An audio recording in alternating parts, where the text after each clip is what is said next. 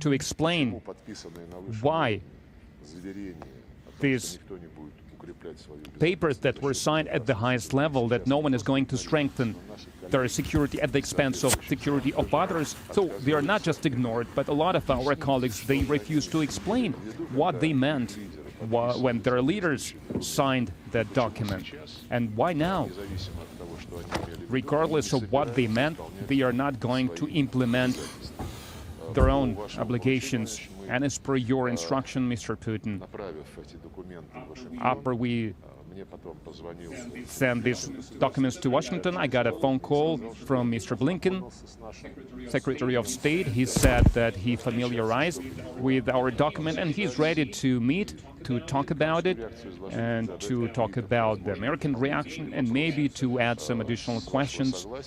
And if you agree, we have planned this meeting this week on 24th of February in Geneva. So we will come from the positions approved by you, from the stance approved by you, and that you are protecting in talks with your counterparts. And of course, we are going to promote this position also in the foreign ministry. Just a minute. So I talked to my counterparts about this, and my American counterpart assured me that they are not going to let Ukraine in tomorrow, so there even could be some kind of a moratorium. But they think that Ukraine is not ready yet. So my answer was simple. So you're talking about implementation of your plans. You just think that you need to take some time to prepare Ukraine. So that's not a moratorium for us. That's not a concession. So that's for you. So that's not a meeting halfway. That's not a step towards us. We talked twice with the president of France. So last night, even this morning, we talked until 2 a.m. and he assured me that there are some changes, some shifts in the American stance, but when I asked what are these changes, he didn't give me any answer. So I believe that first we need to understand what are these changes, if there are any, because your counterpart, to the contrary, publicly stated that there are no changes regarding the principled matters about other countries joining NATO, about expansion of NATO. So there are no changes. Did I get that right? Despite a lot of allocations in media, in Western media, of the classified documents that were discussed in the early 1990s between our Western counterparts among themselves or with us. And they state that there should be no intention. So when they talked to each other, they said they had no intention to expand NATO, to enlarge NATO. And despite that, Mr. Stoltenberg, Secretary General of NATO, is just refuting the facts, unclassified documents from the British archive and published in Der Spiegel.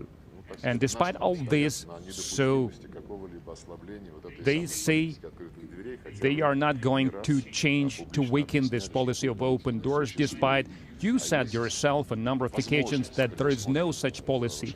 There is just an opportunity in the treaty they signed. If all the NATO members agree, they can offer some country, any country, to join the alliance on two conditions, if it corresponds to the membership conditions and if it strengthens the security of the North Atlantic Treaty. So the second criteria is ignored, that we know already. But as for the new ideas, Americans and their allies can share with us. So we come from the assumption that, like you said to President Macron, first we need to understand what Americans actually mean, what they have in mind. And since our French counterparts, they tell us that they have this understanding of what Washington can talk to us. And today, like you agreed with President Macron yesterday, so I'm going to have a phone conversation with the French foreign minister.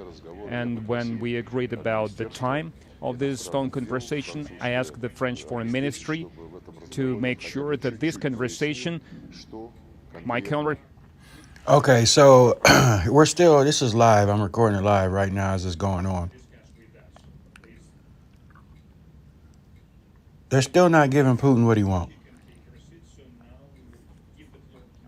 He does not want Ukraine a part of NATO. And there, as you can hear here, there are not clear signs of that. All they have to do is just say Ukraine will not be a part of NATO, but they are not willing to do that because this beast system has to take over the entire world.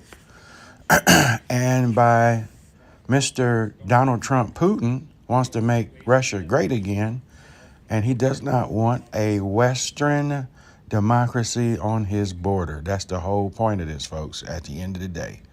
Then again, I told you, you look at that Oakley map, when you look at 5G, folks, and it is lined up right against that border as well. They don't have it in Russia except for Moscow. It's not in Ukraine. It's not in Belarus. Okay, it is not in some other Middle Eastern country. So there's a deeper takeover here that is trying to take place. And again, the days of sorrow, these things must come to pass. Because if there, again, I go back to Joel 3 again, there's a decision that has to be made. Either the United States says, you know what, we're not going to bring Ukraine in. It's either, and Putin is just saying, give me a yes or no. The fact that they haven't done it yet tells me, folks, that they want war with the dude. Okay, they want it, and it will happen because it's Bible prophecy. So I just wanted to pop on here as I was watching this live, and from what I was looking at, it still sounds like there is no solution, and he's still going to be putting his people on it because he don't trust them.